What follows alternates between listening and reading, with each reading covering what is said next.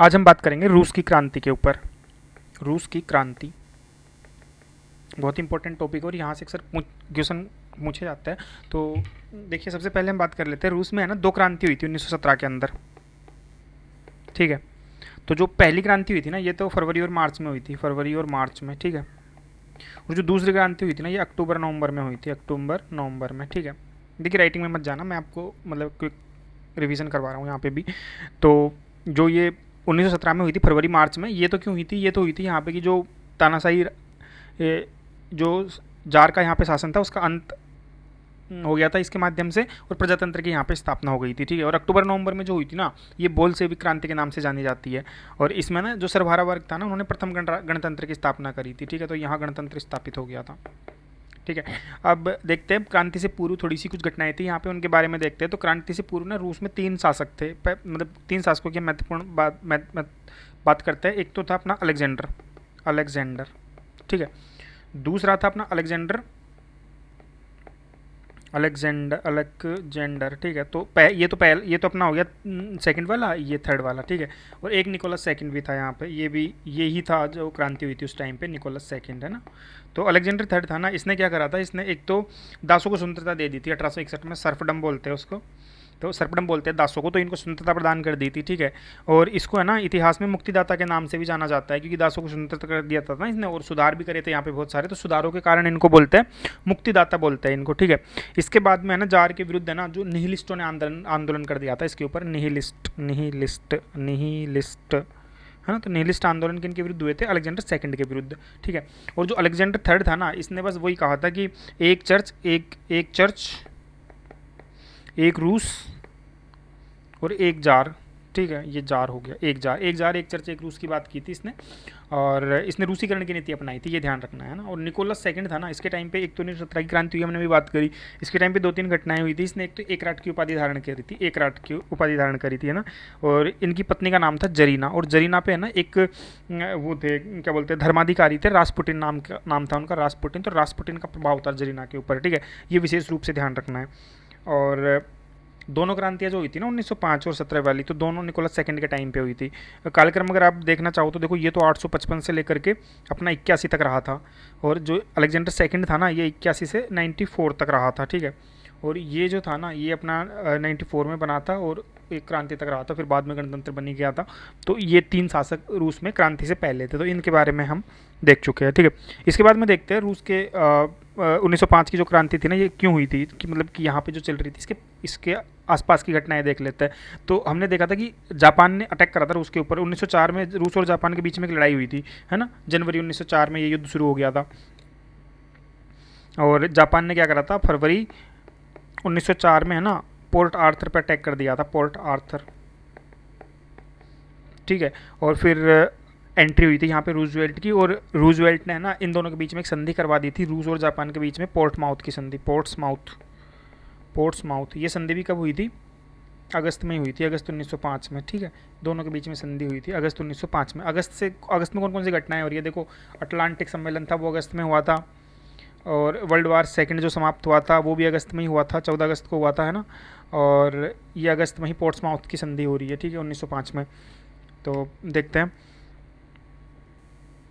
तो पोर्ट्समाउथ जो है ना, इसमें अब देखिए जापान था ना, जापान उसको क्या करा इन्होंने, सखालिन दे दिया और पोर्ट आर्थर दे दिया, और मंचूरिया पे बोल दिया कि मंचूरिया पे रूस का अधिकार बना रहेगा, ठीक है। और इससे रूस की जो जनता थी वो काफ़ी असंतुष्ट थी, तो ये भी एक क्रांति का कारण था। तो देखते हैं यहाँ पे एक दिन था, कौन सा दिन था, 9 जनवरी का दिन था ये। और 9 जनवरी को क्या हुआ था ना, 9 जनवरी, ठीक है, 9 जनवरी। अब देखिए वहाँ पे 2 कैलेंडर चलता है, एक 9 जनवरी भी दे सकता है वो, और आपको 22 जनवरी भी दे सकता है, क्योंकि वहाँ का जो कैलेंडर है ना उनके हिसाब से वहाँ पे, तो एक तो अपना ये जो चलता है नॉर्मल कैलेंडर वो हो गया, एक रसिया का अलग से कैलेंडर चलता है, ठीक है। तो ये 1905 की घटना थी 9 जनवरी को। तो हुआ क्या था, वहाँ पे जो श्रमिक लोग थे वो अपनी कुछ काम मांगों को लेकर के सेंट पीटर्सबर्ग पहुँच गए। इसमें श्रमिक भी थे, किसान भी थे, ठीक है। और इनका नेतृत्व कर रहा था गैपन। तो क्या हुआ, गैपन इनको लेकर के कहाँ चला गया, विंटर पैलेस के पास पहुँच गए ये लोग। और विंटर पैलेस जो था ना, वहाँ पे जार ने क्या करा, इनके ऊपर गोलियाँ चलवा दी, और उसमें बहुत सारे किसान और श्रमिक मर गए, ठीक है। तो इसको बोलते हैं खूनी रविवार। उस दिन संडे का दिन था, खूनी रविवार बोलते हैं इसको। खूनी रविवार का दिन कौन सा, 9 जनवरी, ठीक है। खूनी रविवार, खूनी रविवार, खूनी रविवार पूछा जा सकता है बहुत इंपॉर्टेंट है। 1905 खूनी रविवार, 1905 9 जनवरी, ठीक है। इसके बाद में हम देखते हैं इस घटना के बाद में है ना 1906 की घटना देखते हैं। 1906 में क्या हुआ था ना, लोगों को लगा कि ये गैपन जो है ना ये जासूस है, तो इन्होंने गैपन को ही मार दिया 1906 में, ठीक है। तो गैपन खत्म हो गया यहाँ पे। उसके बाद में इन्होंने क्या करा, अक्टूबर 1905 में इन्होंने सेंट पीटर्सबर्ग में एक श्रमिक संगठन बनाया इन्होंने, श्रमिक संगठन बनाया, इसको बोलते हैं फर्स्ट सोवियत। श्रमिक संगठन बनाया, इसको बोलते हैं फर्स्ट सोवियत, ठीक है। तो ये जो बनाया ना इन्होंने फर्स्ट सोवियत श्रमिक संगठन, ठीक है। तो इसके जो अध्यक्ष बने थे ना, वो तो बने थे कुस्तालेव मोसार, ठीक है। और बाद में जाकर के बने थे ट्राटस्की का नाम तो आपने सुना भी होगा। ट्राटस्की बाद में भी काफ़ी इंपॉर्टेंट रोल निभाते हैं इस क्रांति में। तो देखते हैं, तो मोसाजी को बनाया था इन्होंने, पहले श्रमिक संगठन जो था ना उसका अध्यक्ष बनाया था, क्या नाम था, खुस्तालेव मोसार, ओके। इसके बाद में हम देखते हैं अक्टूबर घोषणा हुई। अक्टूबर घोषणा में जार ने कहा कि मैं ड्यूमा को बुलाता हूँ, तो ड्यूमा का गठन किया गया, ठीक है। और ड्यूमा को कानून बनाने के अधिकार दिए गए, लेकिन इसने क्या करा, 21 जुलाई को है ना, 21 जुलाई 1906 को फर्स्ट जो ड्यूमा बुलाई थी ना, फर्स्ट ड्यूमा, इसका है ना, इसका विघटन कर दिया, भंग कर दिया इसको 21 जुलाई को। तो 21 जुलाई को ड्यूमा को भंग कर दिया। जुलाई में कौन कौन सी घटनाएं हुई थी? 1943 में जुलाई में 23 जुलाई को तो मुसोलिनी को पकड़ लिया था। जुलाई में इटली के ऊपर अटैक करा था इन्होंने, है ना, तो वो थोड़ी डेट का आप ध्यान रख सकते हैं यहाँ पे। तो 21 जुलाई 1906 को क्या हुआ, जुलाई में ये यहाँ पर भी फर्स्ट ड्यूमा भंग हो गई थी, ठीक है। इसके बाद में हम आते हैं सीधे बोल्शेविक क्रांति पे। अब क्या हुआ देखिए, इतना घटनाक्रम चल रहा था, उसके पहले एक घटना हुई थी 1898 में, ठीक है। 1898 में क्या हुआ था, मिन्स्क बेलारूस, एक जगह है मिन्स्क या बेलारूस बोल दो आप इसको, बेलारूस में है। यहाँ पे एक जो रूसी सोशल डेमोक्रेटिक दल थे, उन्होंने मिलकर के एक अपना सम्मेलन बुलाया, और इसमें इन्होंने क्या करा, एक सोशल डेमोक्रेटिक लेबर पार्टी बनाई रशियन सोशल डेमोक्रेटिक पार्टी बनी 1898 में, ठीक है। अब जैसे ही ये पार्टी बनती है ना, तो ये पार्टी जो है ना, ये कार्ल मार्क्स के सिद्धांतों पर आधारित थी। और सोशल डेमोक्रेटिक पार्टी है ना, इसका जो अध्यक्ष बना था ना, वो प्लेखनोव बना था, ठीक है। सोशल डेमोक्रेटिक पार्टी का अध्यक्ष बना दिया प्लेखनोव को, ठीक है। इसके बाद में एक सम्मेलन हुआ दूसरा, ये हुआ था कब, ये हुआ था 1903 में, सोशल डेमोक्रेटिक पार्टी का, ठीक है। और इसमें दो ग्रुप हमको देखने को मिले। एक तो बोल्शेविक, ये बोल्शेविक कौन लोग थे, जो उग्र तरीके से अपना चेंजेस चाहते थे, ये कहते थे कि केवल क्रांतिकारियों को शामिल करेंगे, और जो साम्यवाद है ना, इसका प्रसार केवल रसिया में होना चाहिए, पहले केवल रसिया में होना चाहिए, है ना। और इसमें लेनिन और ट्राटस्की आ गए अपने, लेनिन आ गया, ट्राटस्की आ गया, ट्राटस्की। और दूसरा जो था ना, ये मैनसेविक थे, मैनसेविक, ठीक है, लिख लेना आप जो भी हो, मैनसेविक समझ तो गए। और ये चाहते थे कि है ना, कृषक व मजदूरों को भी इसमें शामिल करें हम लोग, और संपूर्ण यूरोप में साम्यवाद का प्रसार हो, ठीक है। तो ये थोड़ा व्यापक, मतलब ज़्यादा सोच रहे थे चीज़ों को। और इसमें थे प्लेखनोव और मार्तोव, ठीक है। एक पार्टी और बनी थी यहाँ पे, सोशल रिवोल्यूशनरी पार्टी 1902 में बनी थी, ये इसके पहले ही बन गई थी, रिवोल्यूशनरी पार्टी बनी थी यहाँ पे, सोशल रिवोल्यूशनरी पार्टी, ठीक है। तो इसका जो संस्थापक थे ना, वो थे चारनोव और एर्गनोव, दो थे, चारनोव और एर्गनोव, ठीक है। तो इन्होंने क्या करा था, श्रमिक समाज व श्रमिक वर्ग के शासन पे बल दिया था। और ये भी बाद में दो पार्ट में डिवाइड हो गई थी। एक तो पॉपुलिस्ट बन गए थे इसमें से, पॉपुलिस्ट तो क्या चाह रहे थे, पॉपुलिस्ट चाह रहे थे कि उच्च वर्ग के लोग हैं ना, उनका नेतृत्व था इसमें। और जो नॉर्डिक था ना, नॉर्डिक, इसमें निम्न वर्ग के लोग थे, जैसे किसान, श्रमिक, मजदूर हो गए। और इसका जो नेतृत्व कर रहे थे ना, ये कर रहे थे हर्जेन और चोर्नसेवस्की, है ना, चोर्नसेवस्की। तो ये ध्यान रखना है। इसके बाद में एक और दल बना था, उदारवादी दल। तो उदारवादी जो थे ना, वो चाह रहे थे कि यहाँ पे ना शासन प्रणाली जो है ना, संवैधानिक शासन प्रणाली हो, और स्थानीय संस्थाएं जो थी ना, वहाँ पे जेम स्तवे बोलते थे स्थानीय संस्थाओं को, इनमें इनका काफ़ी प्रभाव था। और 1903 में क्या हुआ था, यूनियन ऑफ लिबरेशन का गठन करा था, यहाँ पे यूनियन ऑफ लिबरेशन का गठन करा था, ठीक है। और आप देख सकते हैं यहाँ पे अब 3 प्रकार के विचार आते हैं, पहला तो होता है उग्र संवैधानिक,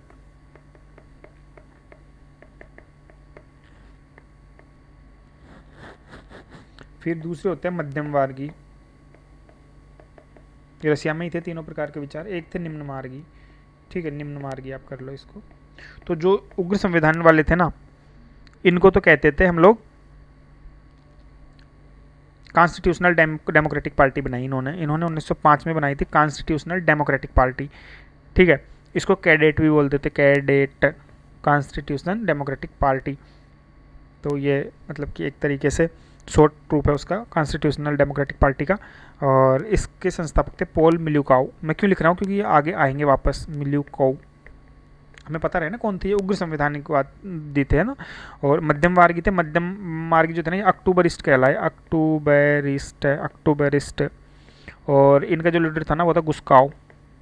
और एक निम्न मार्गी थे, निम्न मार्गी कौन थे, जैमिस्तो थे। जैमिस्तो क्या थे, स्थानीय संस्थाओं पर काफ़ी प्रभाव था इनका, है ना। तो प्रिंस लवोव यहाँ के थे, प्रिंस लवोव। तो तीन प्रकार के विचार हमको देखने को मिले थे रशियन क्रांति में। और 1904 में इन्होंने क्या करा, जो स्थानीय बोर्ड थी ना, इन्होंने एक सम्मेलन बनाया और 11 मांगे रखी, ठीक है। तो जार ने क्या करा, इन मांगों को ठुकरा दिया और इनको ठुकराने के साथ ही आंदोलन शुरू हो गया। और अब देखिए तात्कालिक कारण क्या था रशियन क्रांति का, उस पर चर्चा कर लेते हैं थोड़ी सी। तात्कालिक कारण पे बात करते हैं हम लोग, तात्कालिक कारण क्या था रशियन क्रांति का। तो देखिए तात्कालिक कारण क्या था, 1914 में ना रूस ने फर्स्ट वर्ल्ड वार में भाग लिया था, लेकिन वहाँ पे क्या हुआ था, ये मतलब कि गंभीर रूप से आर्थिक संकट से गुजरना पड़ा था इसको। इन्फ्लेशन और महंगाई भी बढ़ रही थी रसिया के अंदर, तो जनता जो है ना जार से काफ़ी परेशान थी वहाँ पे। तो ये एक महत्वपूर्ण कारण था यहाँ पे। और अब देखते हैं हम लोग 7 मार्च को, 7 मार्च 1914 की घटना है, 7 मार्च 1914। अब मार्च है लेकिन वहाँ के कैलेंडर के अकॉर्डिंग ये पड़ता है कौन सा, फरवरी पड़ेगा, है ना। तो इसको फरवरी क्रांति या जारशाही का अंत भी बोलते हैं, फरवरी क्रांति। फरवरी क्रांति आप 23 फरवरी बोल सकते हैं, वहाँ की डेट है, तो ये 23 फरवरी से स्टार्ट हो गया था फरवरी क्रांति, ठीक है। और वैसे 7 मार्च है अपना वाला डेट, ठीक है। तो 7 मार्च को क्या होता है, इन्होंने ना रोटी की मांग को लेकर के वहाँ पे पिट्सबर्ग थी एक जगह थी, वहाँ पे इन्होंने आंदोलन शुरू कर दिया था। पेट्राग्राड भी बोलते हैं इसको, पेट्रोग्राड, पिट्सबर्ग का नाम चेंज कर दिया था। और 8 मार्च को ना महिलाओं ने भी कारखानों में हड़ताल करना स्टार्ट कर दिया और इन्होंने रोटी दो के नारे लगाए। और अत्याचारी शासन का नाश हो, ये नारे भी इन्होंने लगाने स्टार्ट कर दिए। और कुछ सैनिक टुकड़ियाँ थी, वो भी विद्रोहियों के साथ में मिल गई थी। तो क्रांतिकारियों ने क्या करा, सैनिक व मजदूर प्रतिनिधियों की क्रांतिकारी सोवियत संघ का गठन कर लिया और वास्तविक शासन था ये सोवियत ने अपने हाथ में ले लिया। और लेनिन, जब ये क्रांति हो रही थी ना, फरवरी क्रांति, इस टाइम पे ज्यूरिक में था, ज्यूरिक, ठीक है। तो सोवियत था, उसने क्या करा, सोवियत ने शक्ति अपने हाथ में ले ली, है ना, ठीक है। ये जब लोग रोटी की मांग कर रहे थे तो इन्होंने आंदोलन करा और इन्होंने सत्ता को अपने हाथ में ले लिया और अस्थायी सरकार का गठन कर दिया। तो अस्थायी सरकार का गठन कब हो गया, 14 मार्च को।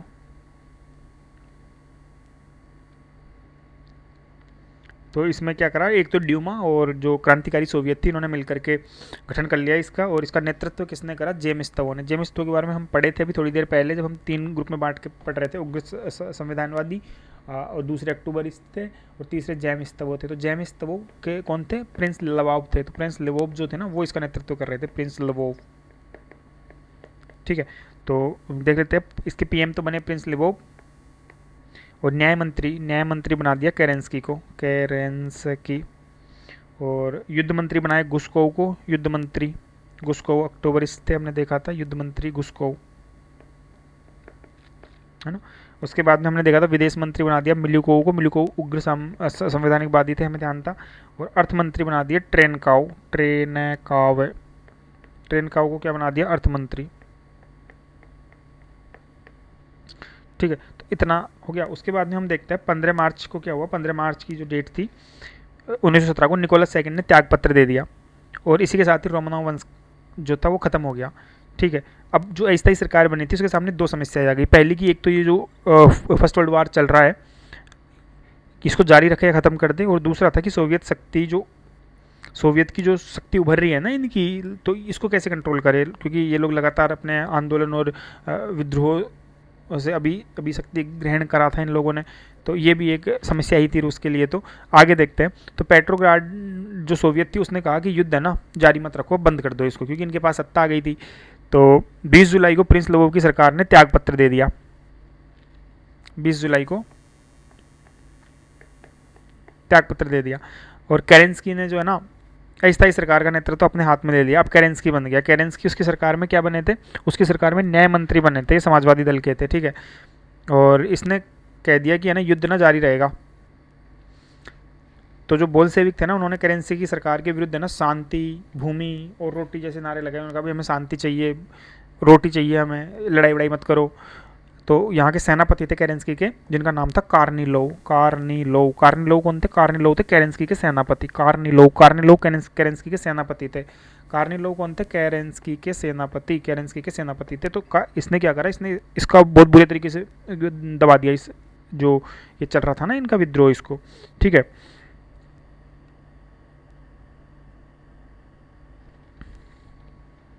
सॉरी, दबाया नहीं था केरेंस्की ने उल्टा विद्रोह कर दिया था इसके विरुद्ध, है ना।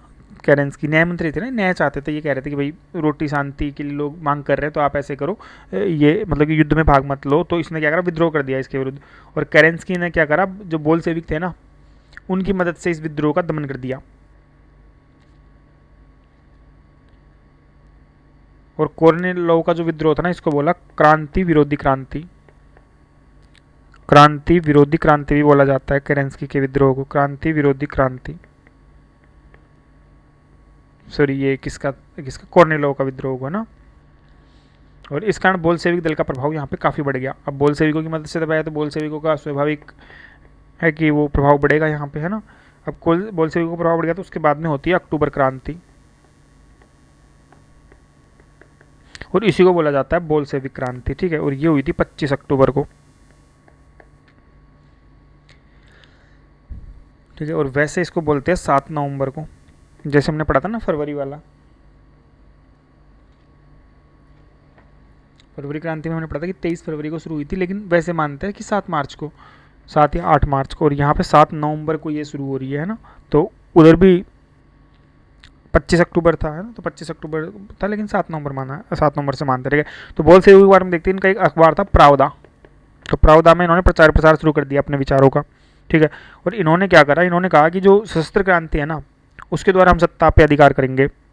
और बोल्शेविकों ने 25 अक्टूबर को एक अखिल रूसी सोवियत सम्मेलन होना था, इससे पहले है ना क्रांति करने की ठान ली, ठीक है। तो 25 अक्टूबर को होना था ये सम्मेलन।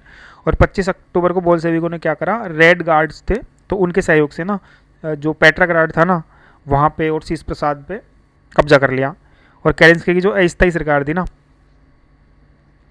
उसको समाप्त कर दिया, और जितने भी मंत्री वहाँ पे थे सबको बंदी बना लिया बोल्शेविकों ने, ठीक है। तो इससे क्या हुआ, इससे जो अस्थायी सरकार थी वो समाप्त हो गई यहाँ पे, और सोवियत समाजवादी जनतंत्र घोषित किया गया रूस को, है ना। तो रूस को कह दिया कि भैया रूस जो है ना सोवियत समाजवादी जनतंत्र है। जनतंत्र मतलब गणतंत्र, ठीक है।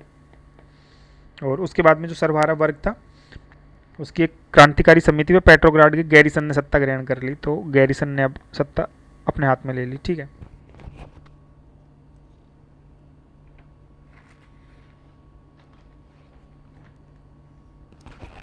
इसके बाद में जो दूसरे अखिल भारतीय रूसी सम्मेलन था उसमें लेनिन की अध्यक्षता में सोवियत मंत्रिमंडल का अध्यक्ष हुआ, और 2 प्रमुख प्रस्ताव उसमें पारित किए गए। जो दूसरा अखिल रूसी सोवियत सम्मेलन था इसमें कि एक तो युद्ध को समाप्त करके शांति वार्ता करेंगे, और दूसरा भूमिपति है ना उनको बिना मुआवजे के उनकी भूमि छीन ली जाए। ये बातें करी लेनिन ने।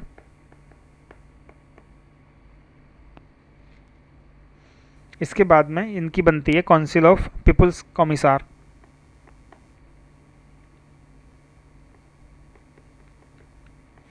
Council of people's commissar Lenin ने बनाई थी। और 8 नवंबर 1917 को लेनिन ने जो है मंत्रिमंडल का गठन कर दिया, 8 नवंबर 1917 को, ठीक है। इसमें इसने क्या करा, विदेश मंत्री तो बनाया ट्राटस्की को, विदेश मंत्री तो, क्योंकि बोल्शेविकों में लेनिन के साथ हमने पहले भी पढ़ा था, ट्राटस्की था, ट्राटस्की। तो ट्राटस्की को तो बना दिया विदेश मंत्री, और जो जाति मंत्री था ना वो बनाया स्टालिन को, स्टालिन। और जो गृह मंत्री था ना ये बनाया राइकोव को। तो ट्राटस्की, स्टालिन, राइकोव, तीनों को अलग अलग मंत्री बना दिया इसने ना। और इसने जो है ना युद्ध की समाप्ति और शांति संधि पे बात करने की बात कही, और इन्होंने कहा कि समस्त जो व्यक्तिगत भूमि है ना उस पर सरकार का अधिकार होगा अब, और जो श्रमिक है ना उनको कारखानों पे अधिकार दे दिया, और पूंजीपतियों के जो अधिकार थे ना उनको समाप्त कर दिया। और इन्होंने कहा कि मुक्त व्यापार प्रणाली है ना उसको समाप्त करेंगे, और उत्पादन पर केवल राष्ट्र का नियंत्रण होगा। और इसके बाद इसने एक संधि करी, ब्रेस्ट लिटोवस्क की संधि। तो ब्रेस्ट लिटोवस्क की संधि काफ़ी महत्वपूर्ण है, ये हुई थी 3 मार्च 1918, ब्रेस्ट लिटोवस्क। तो ये संधि है ना इसमें यह था कि रूस है ना वर्ल्ड वार नहीं लड़ेगा जर्मनी के साथ, कि इसने ये संधि और खुद को अलग कर लिया। और इसने कहा कि कुछ प्रदेश थे वो जर्मनी को दे दिए इसने कहा कि है ना लिथुआनिया, कोरलैंड और पोलैंड, यहाँ से ना हम अपना अधिकार त्याग देंगे। और एस्टोनिया, लिवोनिया, ओलैंड ये रूस को दे दिया उसने, है ना। और रूस ने कुछ जगह थी जैसे अपना कार्स हो गया, अर्धान हो गया, बाटुम हो गया, यहाँ से अपनी सेनाएं हटा ली। और यूक्रेन को इन्होंने कह दिया कि भाई स्वतंत्र रहेगा। और रूस जो था ना उसने एक बड़ा हर्जाना 1,50 करोड़ रुपए युद्ध हर्जाने के रूप में देना स्वीकार कर लिया, है ना। तो देखिए कौन कौन सी जगह थी, एक तो कार्स हो गया, एक अर्धान हो गया, एक बाटूम हो गया। यहाँ से तो रूस ने अपनी सेनाएं हटा ली। कार्स, अर्धान, बाटूम ये क्षेत्र पूछा जा सकता है कि कौन सी क्रांति से संबंधित है, तो कार्स, अर्धान, बाटूम, ठीक है। और कुछ क्षेत्र जैसे लैंड वाले हो गए, एक तो फिनलैंड हो गया, एक आलैंड हो गया, ठीक है, एक एस्टोनिया और लिवोनिया, ये रूस था ना, रूस को देना स्वीकार कर लिया। ये कहते हैं कि भाई तुम ले लो, रूस को बोल दिया, ठीक है। और रूस ने भी कुछ क्षेत्र थे वहाँ से अपने अधिकार त्याग दिए, जैसे पोलैंड हो गया, कोरलैंड हो गया और लिथुआनिया हो गया। तो इस तरीके से रूस यहाँ से अलग निकल गया बाहर, है ना। और हेजन एक विद्वान हुए थे, तो हेजन ने क्या कहा, हेजन ने कहा कि आधुनिक समय में ना किसी महाशक्ति ने कलम के एक प्रहार से इतने बड़े भाग का समर्पण नहीं किया होगा जैसा रूस ने करा, ठीक है। तो इस तरीके से हेजन ने यहाँ पे बात की थी। और इसके बाद में गृह युद्ध बचता है हमारा रसिया का, तो उस पर चर्चा करेंगे थोड़ी देर बाद, क्योंकि आज आप इतना ही पढ़िए, ठीक है।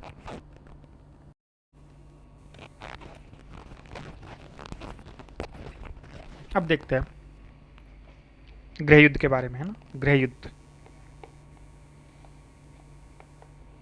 लेनिन की सरकार आ गई, उसके बाद में यहाँ पे गृह युद्ध होता है। गृह युद्ध चलता है 1917 से लेकर के 1919 तक, ठीक है। तो गृह युद्ध की डेट पता रहेगी, 17 से 19 तक, ठीक है। तो इसमें क्या हुआ था, जो बोल्शेविक थे ना उनके विरोध में 3 प्रकार के लोग खड़े हुए। पहला तो वो जो रोमानोव राजवंश को वापस लाना चाह रहे थे, वो कह रहे थे कि नहीं जार सही लेके आओ आप। दूसरा वर्ग था ना वो था लोकतंत्रवादी, वो कह रहे थे कि नया शासन लेके आओ और उसमें विधान का निर्माण करो, ठीक है। और तीसरे थे बोल्शेविक पार्टी के ही कुछ लोग थे जो क्रांतिकारी उपायों के विरोधी थे। तो उन लोगों ने कहा कि अब ठीक नहीं है, आप लोग चेंज करो इस जो आपका तरीका है उसको, ठीक है। तो ये 3 तरीके के लोग थे, तो इनसे कैसे निपटा देखते हैं। तो इन विद्रोहियों ने क्या करा, मित्र राष्ट्रों की सहायता और संरक्षण लेना शुरू कर दिया। अब मित्र राष्ट्र भी चाह रहे थे, क्योंकि वो नहीं चाह रहे थे कि उनके बगल में रूस अभी अलग हो गया था वर्ल्ड वार से, तो इसको एक तरीके से हे दृष्टि से देख रहे थे वो लोग, तो वो इसके अगेंस्ट सहायता कर रहे थे जो लोग वहाँ पर क्रांति लाना चाह रहे थे ना उनकी। और मित्र राष्ट्र जो था ना बोल्शेविक सरकार को और समाजवादी क्रांति को दोनों को समाप्त करना चाह रहे थे। जैसे फ्रांस हो गया, इंग्लैंड हो गया, अमेरिका हो गया, ये सब पूंजीवादी तो ये नहीं चाहते थे साम्यवादी क्रांति हो रसिया के अंदर। और लेनिन ने क्या करा, लेनिन ने कह दिया कि जो भी हमने ऋण ले रखा है ना हम कुछ नहीं दे रहे तुमको। तो जार ने जो ऋण ले रखे थे ना उनके लिए मना कर दिया लेनिन ने कि कुछ नहीं देंगे तुम्हें। और चर्चिल ने ना लेनिन को कह दिया कि ये तो है ना वो है रेप्यूडिएटर, ग्रेट रेप्यूडिएटर बोल दिया इसको, ग्रेट ग्रेट रेप्यूडिएटर किसने बोला, चर्चिल ने बोला। किसको बोला, लेनिन को बोला। क्यों बोला, क्योंकि इसने कह दिया कि हम तो कुछ नहीं दे रहे तुमको पैसे वैसे, जो पहले ऋण ले रखे थे ना मना कर दिया इसने, ठीक है। और मित्र राष्ट्रों की सहायता से क्रांति विरोधियों ने क्या करा, यहाँ पे श्वेत सरकार स्थापित करी। अब अलग अलग जगहों पे कुछ श्वेत सरकारें स्थापित हुई थी। जो श्वेत सरकारें कहाँ से संबंधित है, रसिया से, ठीक है। तो श्वेत सरकारें देखो कहाँ कहाँ हुई, एक तो साइबेरिया में किसने बना दी, कोलचक ने, कोलचक, कोलचक। और इसको सपोर्ट कर रहे थे जापान और यूएसए, ठीक है। इसको ये सर्व रूसी सरकार, इसको जापान और यूएसए सपोर्ट कर रहे थे, साइबेरिया वाले को जापान, और इन्होंने साइबेरिया वाली कोलचक ने बनाई थी, ठीक है। एक है दक्षिणी रूस। तो दक्षिण में किसने बनाई? दक्षिण में डेनिकन ने बनाई, डेनिकन, डेनिकन। और इसको सपोर्ट कर रहे थे इंग्लैंड और फ्रांस, ठीक है। इसके बाद में यूक्रेन और क्रीमिया में बनी, ये बनाई रेंगल ने, ठीक है। इसके बाद में उत्तर पश्चिमी रूस में बनी, बाल्टिक के आसपास, और ये बनाई यूडेनिच ने, यूडेनिच, यूडेनिच। और इसके बाद में बनी थी मारमस्क व आर्चेजिल, और ये बनाई थी चेकोवस्की ने, चेकोवस्की ने, चेकोवस्की, ठीक है। तो ये इतनी सारी यहाँ पे श्वेत सरकारें बनी। तो आपसे पूछा जा सकता है कि साइबेरिया में किसने बनाई? तो कोलचक ने बनाई थी। दक्षिणी रूस में डेनिकन ने, तो डेनिकन, दक्षिण को आप डेनिकन, डक्कन भी पढ़ सकते हैं इसको, कि डक्कन ने बनाई भाई, डेनिकन, ठीक है। क्योंकि ऐसे याद रहेगा ना, ये डेनिकन को आप डक्कन की तरह देखोगे तो, नहीं वैसे नाम करना, नाम याद रहे ना रहे। यूक्रेन, यूक्रेन में यूक्रेन, क्रेन, क्रेन, रेंगल, रेंगल। क्रेन कैसे चलती है? क्रेन ऐसे रेंग रेंग के चलती है ना, तो यूक्रेन। तो यूक्रेन और क्रीमिया में किसने बनाई थी? रेंगल ने बनाई थी, है ना। तो यूक्रेन में रेंगल ने बनाई थी। और उत्तर पश्चिमी जो रूस था ना, उत्तर पश्चिम, वहाँ पे यूडेनिच ने बनाई थी, यूडेनिच। तो उत्तर पश्चिम में कौन सा है, क्या कौन सा देश पड़ता है वहाँ पे? ये डेनमार्क वगैरह कहाँ पड़ते हैं? ऊपर ही पड़ते हैं ना। तो आप इसको कैसे भी याद कर लेना, यूडेनिच ने बनाई थी रूस में, ठीक है। और मारमस्क या आर्चेजल, ये बनाई थी चेकोवस्की ने, चेकोवस्की, ठीक है। इसके बाद में हम देखते हैं, तो इस टाइम पे क्या हुआ देखो, जनवरी 1918 में ना ट्राटस्की, जनवरी 1918, ट्राटस्की। तो ट्राटस्की किसके टाइम पे थे? ट्राटस्की, ट्राटस्की, ट्राटस्की, ट्राटस्की के बारे में भी हमने पढ़ा था ना थोड़ी देर पहले। ट्राटस्की कौन थे? ट्राटस्की को विदेश मंत्री बनाया था लेनिन ने, है ना। तो ट्राटस्की ने क्या करा, एक सेना बनाई और उसका नाम था रेड आर्मी, ठीक है। तो इनका श्वेत सरकारों से टकराव शुरू हो गया, श्वेत सरकारों से, ठीक है। और लाल सेना ने क्या करा, यहाँ पे जो इनके विरोधी दल के थे उनको भयंकर मारा, और इसको लाल आतंक के नाम से जाना जाता है, ठीक है। और डेरेनजस्की के नेतृत्व में, डेरेनजस्की, डेरेजस्की, डेरेजस्की, डेरेजस्की के नेतृत्व में इन्होंने चेक न्यायालय बना दिए, चेक न्यायालय, डेरेजस्की, जस्की, चेक न्यायालय बना दिया यहाँ पे, चेक न्यायालय, ठीक है। और चेक न्यायालय में क्या करा, जो भी इनका विरोध कर रहे थे ना उनको पकड़ पकड़ के लाके उनको मृत्युदंड दे दिया, ठीक है। उसके बाद में क्या हुआ, 16 जुलाई, 16 जुलाई 1918, तो बोल्शेविकों ने कहा कि ये जार है ना, जार, इसको ही खत्म करते हैं ना हम लोग। तो इन्होंने क्या करा, जार निकोलस सेकंड था ना, उसको गोली से उड़ा दिया 16 जुलाई को, 16 जुलाई 1918 को, ठीक है। और ये जगह कौन सी थी? इंकटेरीबर्ग, इंकटेरीबर्ग में गोली से उड़ा दिया इसको, जार को, ये निकोलस को, ठीक है। और जॉन रीड थे, तो जॉन रीड ने 1919 में अपना एक ग्रंथ लिखा है जिसमें लिखा था कि 10 days that shook the world. इसमें क्रांति का आंखों देखा हाल लिखा है जॉन रीड ने। तो जॉन रीड ने क्रांति का आंखों देखा हाल, मतलब उसने देखा और उसको पढ़ा ढंग से, और फिर उसके बाद में उन्होंने ना ये लिखी थी 10 days shook the world, 10 days shook the world, ठीक है। और रूस का गृह युद्ध चल रहा था ना, तो इसका लाभ उठा करके पोलैंड के मन में लालच आया, पोलैंड ने क्या करा, उस पर अटैक कर दिया 1919 में, पोलैंड ने, है ना। और एक विस्चूला का युद्ध हुआ पोलैंड और रूस के बीच में, विस्चूला। और विस्चूला के युद्ध में क्या करा, पोलैंड ने रशिया को पराजित कर दिया। फिर रूस और पोलैंड के बीच में एक संधि हुई थी 1921 में हुई थी ये संधि, और इस संधि को बोलते हैं रीगा की संधि, रीगा की संधि, रीगा की संधि, रीगा की संधि, है ना, रीगा की संधि, ठीक है। उसके बाद में यहाँ पे कुछ आर्थिक सुधार हुए थे, लेनिन तो आ ही गया था, तो युद्ध साम्यवाद बोलते हैं इसको, युद्ध साम्यवाद। और ये जो सुधार हुए थे ये 1918 से लेकर के 1921 तक ये करे थे, लेनिन ने कर रहे थे। तो इसको लेनिन है ना, लेनिन जो उससे प्रभावित है। तो इसमें वही था कि साम्यवाद को बढ़ावा देने के लिए प्रयास करे थे कि भाई जो जमींदार है उनसे ज़मीन छीन लो, अतिरिक्त जो अनाज पैदा होता है उसको छीन लो, और अनाजों का जो व्यापार हो रहा है उसको बंद कर दो, और जो छोटे किसान हैं उनको कह दिया कि भाई इनसे कर मत लो। इनको मुजहिक बोलते थे ना, छोटे किसानों को मुजहिक बोलते थे, मुजहिक, मु जय ही कै, ठीक है। और जो बड़े किसान थे उनको बोलते थे कुलक, तो कुलों पे अनाज का टैक्स लगा दिया, ठीक है। और बैंकों का राष्ट्रीयकरण किया गया, उद्योगों का राष्ट्रीयकरण कर दिया, और विदेशी व्यापार पर भी इन्होंने एक अधिकार लगा दिया, और जो निजी क्षेत्र थे ना उनके व्यापार पर प्रतिबंध लगा दिया, ठीक है। और जबरन इन चीज़ों को लागू करवाया गया वहाँ पे। तो इसके विरोध में क्या हुआ, 1920-21 में बहुत सारे विद्रोह हुए, 20-21 में, है ना, 20-21 में। एक प्रमुख विद्रोह का नाम है क्रोनस्ताद, क्रोनस्ताद। इसके बाद में यहाँ पे नई आर्थिक नीति लागू की गई थी, है ना। तो नई आर्थिक नीति कब आई थी, 1921 से 1928 को, ठीक है। 1921 से 28 तक चली थी नई आर्थिक नीति। और ये कौन लेके आया था, ये भी लेनिन ने चेंज करा था उसमें थोड़ा सा। तो इसमें इसने कहा कि समाजवाद है ना और पूंजीवाद के बीच में समझौता कर लिया नई आर्थिक नीति में ना। तो न्यू आर्थिक पॉलिसी पूछी जाती है। पहली पॉलिसी कौन सी थी, युद्ध साम्यवाद, वो तो 18 से 21 तक रह गई। और उसके बाद में नई आर्थिक पॉलिसी आई। तो इसमें क्या करा इसने, लेनिन ने क्या करा, इस टाइप पीछे हटना बोला है इसको। उसने कहा कि हमें एक कदम पीछे लेंगे। पीछे लेने का मतलब ये नहीं है कि हम भाग रहे हैं, कि एक कदम पीछे हटना होगा जिससे कि हम 2 कदम आगे बढ़ सके।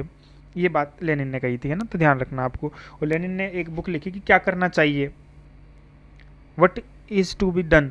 1903 में इस बात पर बल दिया कि पार्टी को समझौता नहीं करना चाहिए, ठीक है। तो इन्होंने क्या करा, अब जो बड़े किसान थे उनको कहा कि भाई तुम कृषि फार्म लगा दो, जो लेवी लगाई गई थी खाद्यान्नों पे समाप्त कर दी, और अनाज के रूप में जो टैक्स ले रहे थे ना उसको कह दिया कि तुम रूबल में दे दो। और सामूहिक कृषि पद्धति शुरू कर दी इन्होंने, है ना। और सामूहिक कृषि है ना उसको यहाँ पे 3 नामों से जाना जाता है, एक तो टोज, एक आरटेल, और एक कम्यून, ठीक है। टोज, आरटेल और कम्यून यहाँ पे थी। और एक सामूहिक कृषि है यहाँ पे। तो सामूहिक कृषि फार्म जो थे ना उनको 2 नाम से जाना जाता है, एक तो काल खोज हो गए, ये तो सामूहिक कृषि फार्म हो गए। राजकीय कृषि फार्म थे ना उनको बोलते हैं साउ खोज। तो साउ खोज और काल खोज 2 चीज़ें आई, ठीक है। उसके बाद में हम देखते हैं निजी व्यापार का प्रचलन, किसान अतिरिक्त उत्पादन बेच सकेगा, ऐसी बातें हो गई इनके बीच में, है ना। और रूबल के स्थान पर चर्वोनेट्स नवीन मुद्रा का प्रारंभ किया। चर्वोनेट्स, तो चर्वोनेट्स क्या थी, नवीन मुद्रा आती है यहाँ की, चर्वोनेट्स नवीन मुद्रा भी शुरू की थी इन्होंने। और ट्रेड यूनियनों की अनिवार्य सदस्यता जो पहले इन्होंने बात कही थी ना उसको समाप्त कर दिया। और 1928 में क्या करा, इसका त्याग कर दिया और इन्होंने यहाँ पे पंचवर्षीय लाना स्टार्ट कर दिया, है ना। और पहली पंचवर्षीय योजना 1928 से लेकर के 32 तक चली थी, ठीक है। ये ध्यान रखना है यहाँ पे। और इसके बाद में कुछ चीज़ें हैं वो भी मैं आपको बता देता हूँ। अंतर्राष्ट्रीय मान्यता किस किसने दी, इसको और कब दी। तो जर्मनी ने ना 16 अप्रैल 1922 को जर्मनी ने सोवियत सरकार को वैध मान्यता दे दी थी, रेपोलो की संधि के द्वारा। रेपोलो, तो रेपोलो की संधि ध्यान रखनी है। मैं पूछता हूँ रीगा की संधि किस किस के बीच में हुई थी। तो रीगा की संधि 1921 में हुई थी ना, विस्चुला के युद्ध में जब पराजित हो गया था रसिया, तो उसके बाद में पोलैंड ने करी थी इनके साथ में, है ना। तो ये थोड़ा थोड़ा ऐसे ध्यान रखना है, आपको चीज़ें भूलनी नहीं है। रेपोलो की संधि हो गई। रेपोलो की संधि देखो आप 16 अप्रैल 1922 में, रेपोलो, ठीक है। इसके बाद में इंग्लैंड की जो रैमजे मैकडोनाल्ड सरकार थी ना उसने 1924 में इसको मान्यता दे दी थी, 1 फरवरी 1924 को। और बाद में अमेरिका जो था ना उसने सबसे लेट दी थी, 17 नवंबर को 1933 में मान्यता दी थी अमेरिका ने इसको, है ना। अमेरिका ने बहुत लेट मान्यता दी थी। फरवरी 1924 में इंग्लैंड ने दे दी थी। और 16 अप्रैल 1922 को इसमें किसने दे दी थी, जर्मनी ने। तो सबसे पहले जर्मनी ने, है ना, जो मतलब बड़े बड़े कंट्रीज थे उनकी हम बात करते हैं। तो इसके बाद में थोड़ा सा और देख लेते हैं इसको। जो लेनिन है ना उसकी कुछ पुस्तकें हैं उनके बारे में जान लेते हैं। तो लेनिन ने लिखी थी कि रूस में पूंजीवाद का विकास, और अप्रैल थीसिस लिखी थी, ये तो हम जानते ही है। और 1 स्टेप फॉरवर्ड 2 स्टेप बैक, ये भी पता होती है। इसने एक बुक लिखी थी स्टेट एंड रिवोल्यूशन। तो लेनिन की जो बुक थी ना वो थी वो आपको ध्यान रखना है, state and revolution. State and revolution किसकी पुस्तक थी, लेनिन की थी, स्टेट एंड रिवोल्यूशन, ठीक है। और रूस में पूंजीवाद का विकास भी इसी ने लिखी थी। Imperialism, the highest stage of capitalism, ये भी लेनिन की बुक थी, है ना। Imperialism, the highest stage of capitalism, ठीक है। इसके बाद में कुछ समाचार पत्र है, तो जो समाचार पत्र है उनके ऊपर बात कर लेते हैं। एक तो था इस्क्रा, इस्क्रा समाचार पत्र किसका था? जर्मनी का था ये इस्क्रा। प्रोलेतारी, प्रोलेतारी बोल्शेविकों का मुखपत्र था। एक है राबोचाया गजेता, गजेता ये कामगार गजट था यहाँ का। प्रावदा तो हम पढ़ ही चुके हैं कि बोल्शेविकों का प्रमुख अखबार था। एक नासपूत था जिसमें था हमारा पथ बोलते हैं इसको, नासपूत, नासपूत भी इन्हीं का था। राबोचाया गजेता, राबोचाया गजेता, रबचाया गजेता है ना, राबोचाया गजेता ये भी नहीं का था। बोल्शेविकों का मुखपत्र था प्रोलेतारी, प्रोलेतारी। इंस्क्रा भी नहीं का था। और ज्वेजदा भी नहीं का था। ज्वेजदा का मतलब होता तारा, और मिसल मतलब विचार, तो मिसल भी इन्होंने निकाला था। तो इस तरीके से बहुत सारे अखबार इनके हो गए। अब अप्रैल थीसिस है उसके बारे में थोड़ा सा जान लेते हैं। तो लेनिन ने जो अखिल रूसी सोवियत सम्मेलन हुआ था ना, उसमें बोल्शेविक और मेंशेविक की जो प्रतिनिधि आए थे ना, उसकी बैठक में इसको पढ़ा था। और इसमें कहा था कि जो सारी राज्य शक्ति है ना, उसको सोवियत के हाथों में पहुंचाकर एक सोवियत गणराज्य की स्थापना की जाए, और इसी को अप्रैल थीसिस के नाम से जाना जाता है। और पेट्रोग्राड सम्मेलन में 27 अप्रैल को पार्टी द्वारा अप्रैल थीसिस का अनुमोदन कर दिया गया था। तो 27 अप्रैल है ना, 27 अप्रैल को अनुमोदन हुआ था इसका, जो अप्रैल थीसिस थी उसका। और 2 बुक और है इसमें, काफ़ी फेमस है ये भी, इनके बारे में देख लीजिए। द रशियन रिवॉल्यूशन के ऊपर लिखा है चैम्बरलिन ने, चैम्बरलिन, चैम्बरलिन ने बुक लिखी है द रशियन रिवॉल्यूशन। और ट्राटस्की ने लिखी है हिस्ट्री ऑफ रशियन रिवॉल्यूशन की, ट्राटस्की, ट्राटस्की है ना। तो इस तरीके से ये चैप्टर खत्म हो गया हमारा, और काफ़ी इंपॉर्टेंट चैप्टर था इसलिए फटाफट कर दिया है इसको।